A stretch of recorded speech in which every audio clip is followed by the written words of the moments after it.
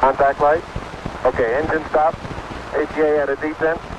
Mode control both auto, descent engine command override off. Engine arm off. 13 is in. We copy you down, Eagle. Houston, Tranquility Base here. The Eagle has landed. Roger, Tranquility. We copy you on the ground. You got a bunch of guys about to turn blue. We're breathing again. Thanks a lot. And we're getting a picture on the TV. There's a great deal of contrast in it, and currently it's upside down on our monitor, but we can make out a fair amount of detail. Okay, Neil, we can see you coming down the ladder now. Sunday, July 20th, 1969.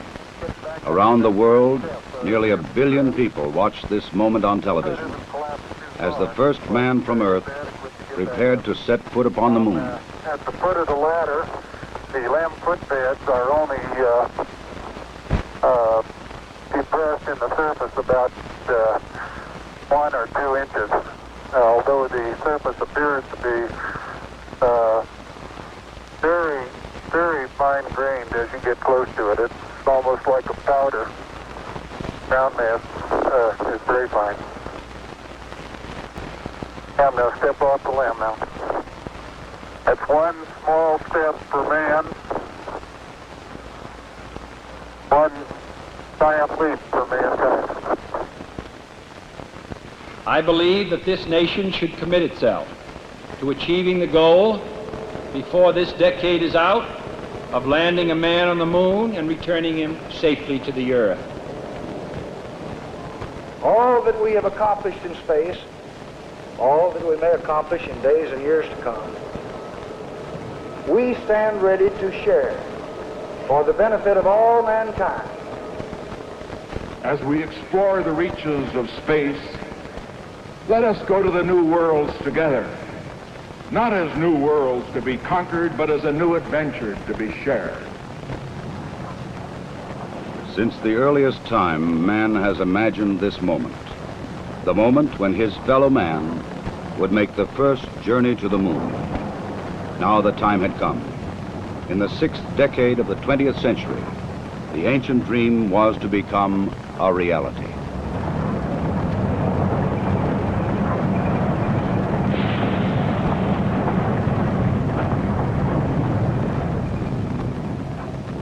The flight of Apollo 11 was the culmination of many years of planning, working, building, and testing. Thousands of people had contributed toward this day of accomplishment. The great Saturn V rocket and the complex Apollo spacecraft had been assembled together and moved to the launch pad. The equipment and techniques and personnel had been proved in earlier missions, and now they were ready. The astronauts chosen for this mission had flown it many times in ground-based simulators. They had all been in space before. They had trained carefully and well, and now they too were ready. Astronaut Michael Collins would pilot the Apollo Command Module.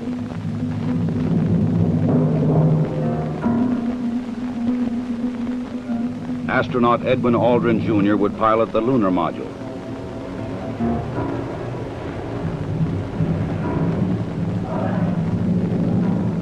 And astronaut Neil Armstrong would serve as mission commander. Armstrong would be the first man to step upon the moon.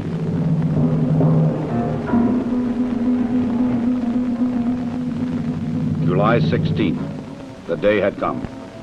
The moon awaited. The men rose early, ate breakfast, and dressed in their spacesuits.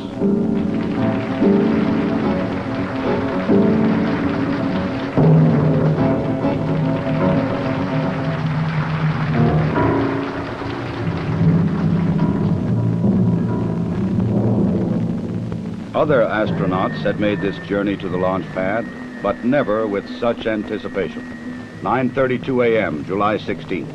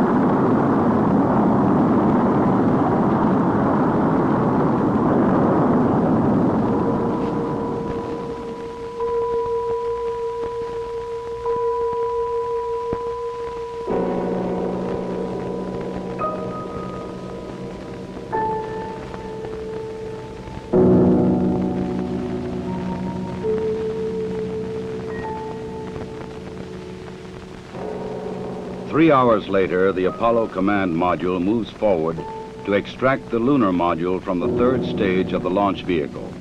Both are moving at more than 17,000 miles an hour. Docked together, they will sail 250,000 miles across the sea of space and into orbit around the Earth's nearest neighbor. Oh, loud and clear now, Mike, and we understand that you are docked. During the 3-day journey to the moon, the astronauts kept busy. Checklists, navigation and observation, housekeeping.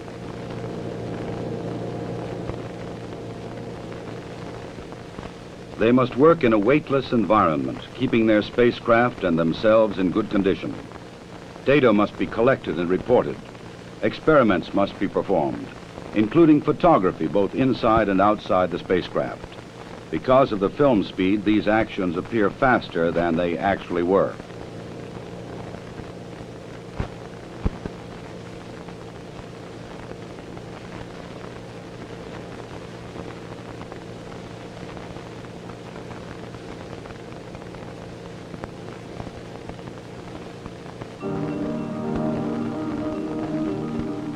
July 19th.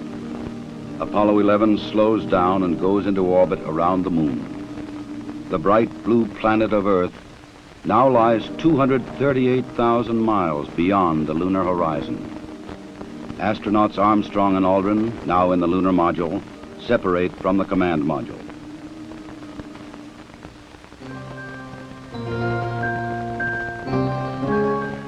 Astronaut Collins remains behind. Preparation for the lunar module descent to the moon now begins.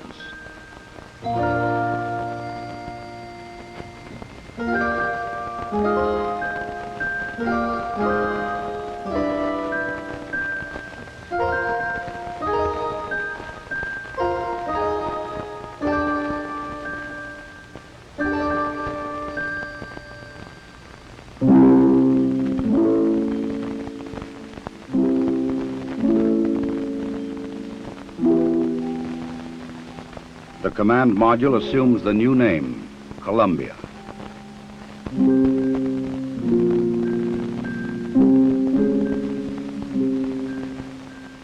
The lunar module will be called the Eagle. From Columbia, Michael Collins' camera sees bright rays of the sun reflecting patterns of color from the surface of the Eagle. In this strange metallic bird rides the ancient and endless dream of all mankind. The command pilot can see detail which his camera cannot record. The 4 landing pads of the lunar module are fully extended and locked in place. The Eagle is poised and prepared for its descent to the lunar surface.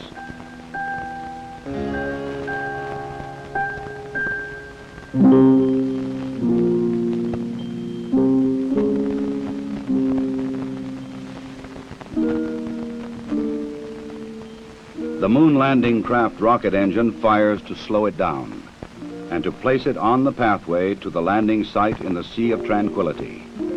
There is tension and caution as the Eagle flies lower.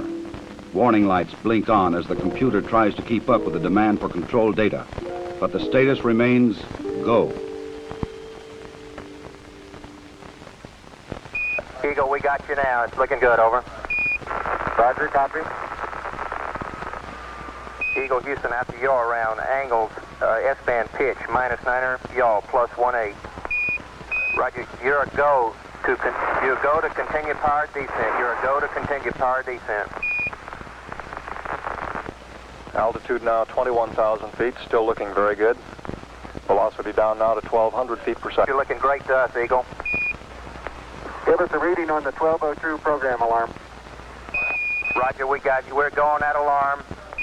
Good radar data. We're now in the approach phase, everything looking good.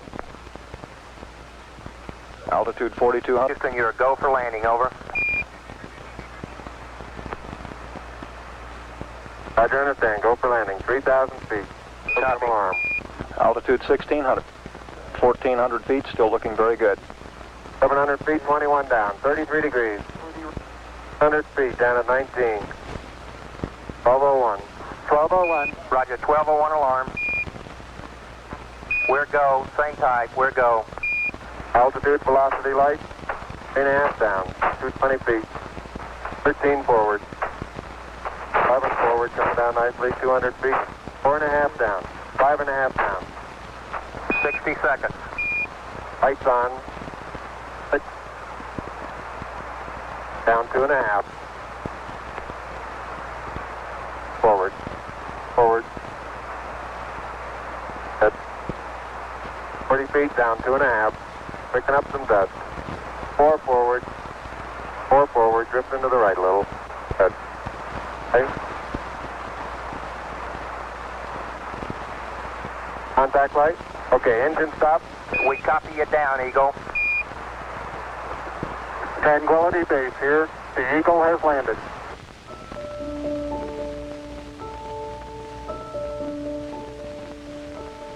Through the window of the Eagle, Armstrong and Aldrin see what no human eyes have ever seen before.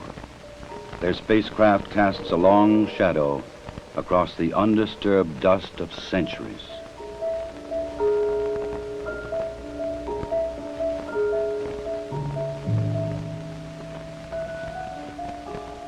Seven hours after landing, after careful preparations for later ascent were completed, Armstrong opens the Eagle hatch and begins his climb down to the surface.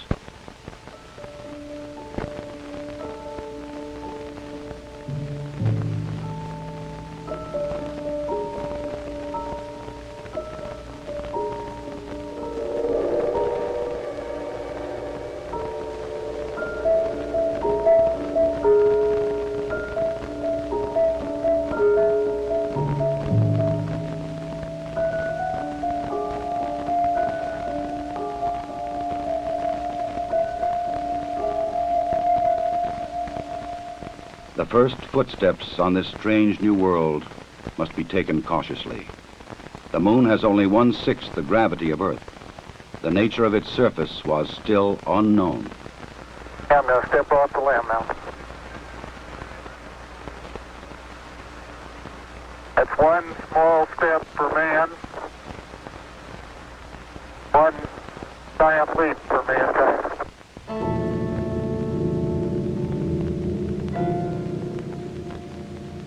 Once on the surface, Armstrong scoops up a small sample of lunar dust and rock, precaution against the possibility of an emergency takeoff.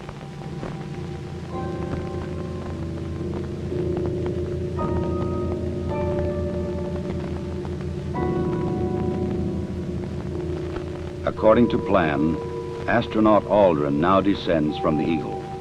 He and his equipment would weigh 383 pounds on Earth. Here, they weigh about 66 pounds.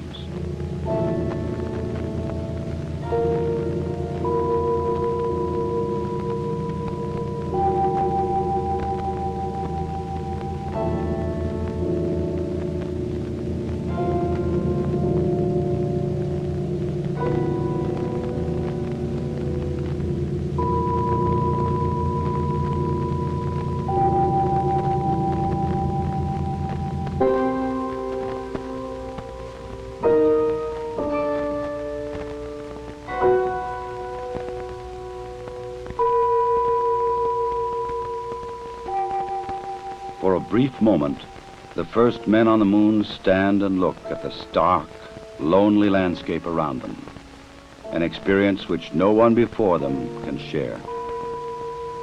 But there is much to be done in the limited time which they can stay on this airless, cloudless satellite of Earth. This sheet of metal foil traps and holds particles from the sun, the so-called solar wind, or barrage of solar energy, which constantly strikes the moon's surface.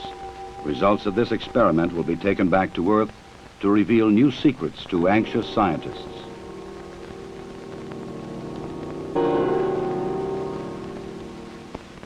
An American flag is left behind on the moon, together with medals honoring American and Soviet spacemen who lost their lives in earlier space tests, and a small disc carrying messages of goodwill from 73 nations on Earth.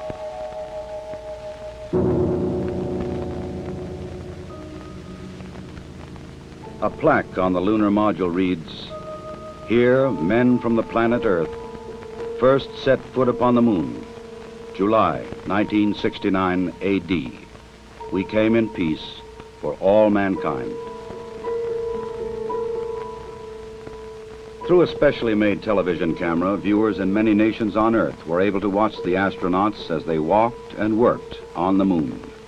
Despite the bulky spacesuits and the backpacks containing oxygen, temperature control, and communications equipment, the Apollo 11 crew found they could move easily about the surface.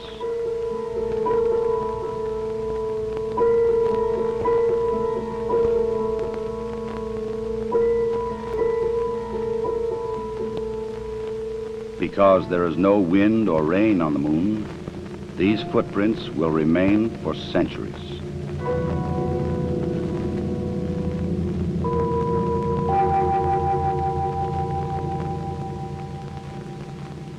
In addition to collecting rock and soil samples, the explorers leave behind a seismometer. This highly sensitive device would send back valuable information on external meteoroid impacts, as well as internal lunar movements.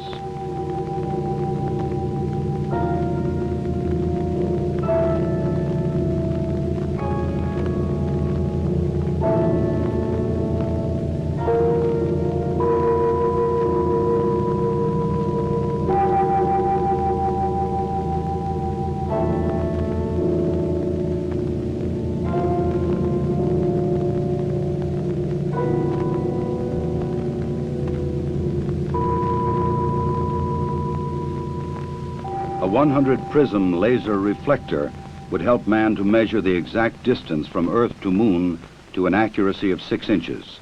These were the first of many experiments which will be taken to the Moon to provide man continuing and increasing knowledge about the Moon and the vastness of space beyond. After 2 hours and 31 minutes, the first lunar explorers had completed their research on the Moon. A night of rest in the lunar module, countdown preparations, and they were ready to come home. Tranquility Base, Houston. Guidance recommendation is pings, and you're cleared for takeoff. Roger, understand. We're number 1 on the runway. 7, 6, 5, port stage, engine arm ascent.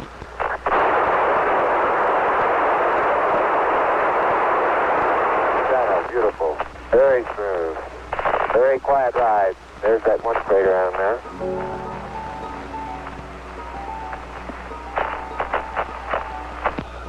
Feet high, 80 feet per second vertical rise. Eagle Houston, you're looking good at 2. Ping, zags, and midspin all agree. I'm going right down US1. Eagle Houston, going right down the track. Everything's great.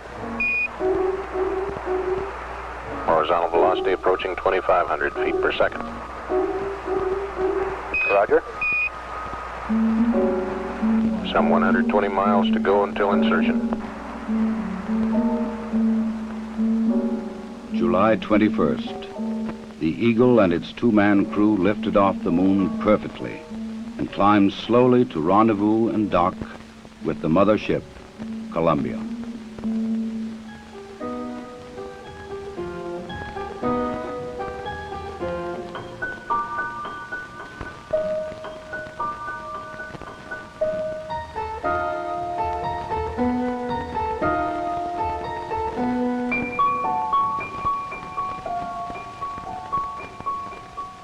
While Armstrong and Aldrin explored the Moon, astronaut Collins had kept a long and lonely vigil in the Columbia. The approaching Eagle was a welcome sight.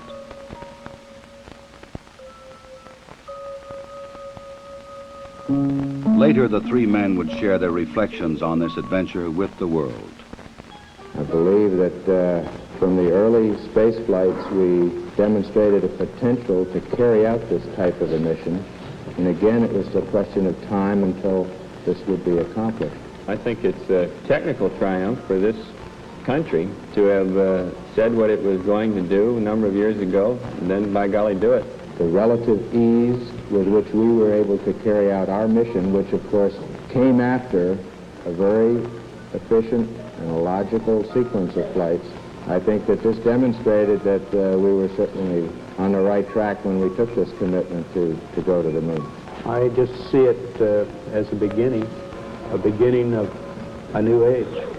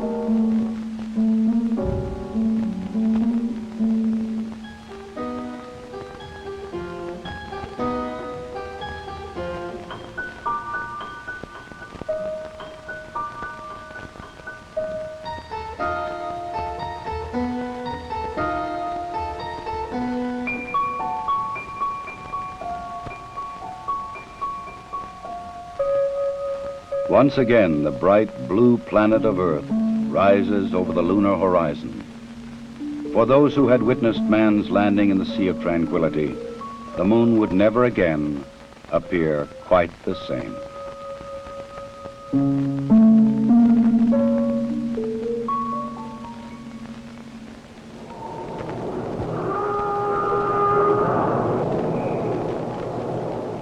July 24th, dawn in the Pacific. Apollo blazes across the heavens, coming back to Earth at 25,000 miles an hour.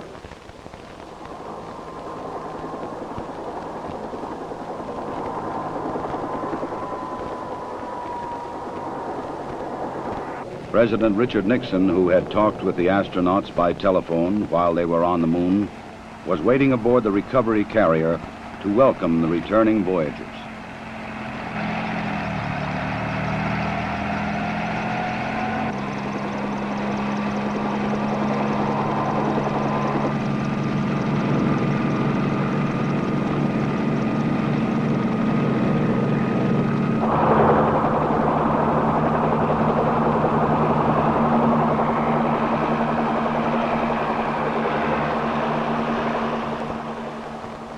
The President later expressed the nation's response to this historic mission. Some way, when those two Americans stepped on the moon, the people of this world were brought closer together. That it is that spirit, the spirit of Apollo, that America can now help to bring to our relations with other nations. The spirit of Apollo transcends geographical barriers and political differences. It can bring the people of the world together in peace. To protect against any possible lunar contamination, the astronauts put on airtight special garments before coming aboard the rescue ship.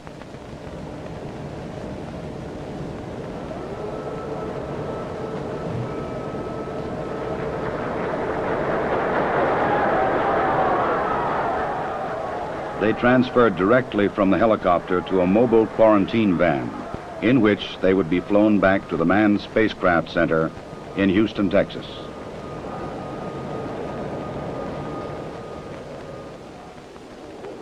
July 27th. The journey was ended.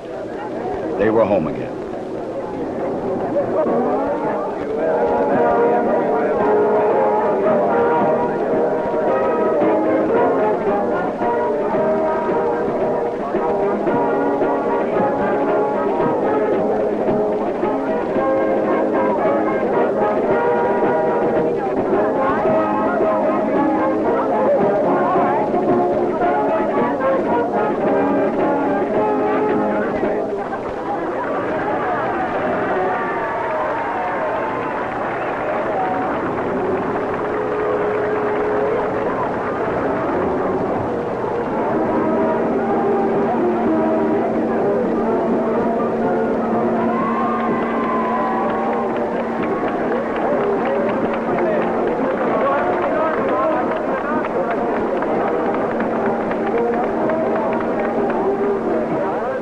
Ahead lay 3 weeks of isolation, medical tests, and mission debriefings.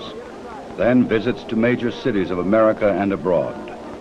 The details of their unique mission would be relived and remembered so that others might learn what they had learned, and that future travelers in space might build upon their experience.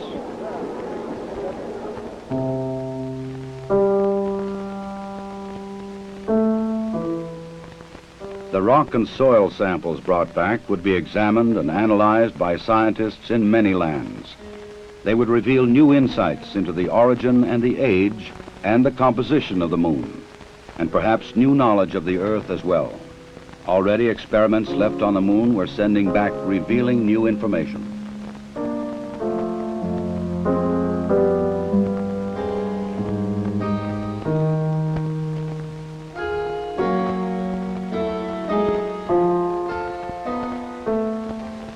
The mission was successfully completed. The Eagle had landed the first men on the moon, and Columbia had returned them safely to Earth. Wherever man journeys tomorrow across the ocean of our universe, history will remind him that Apollo 11 was mankind's first encounter with a new world.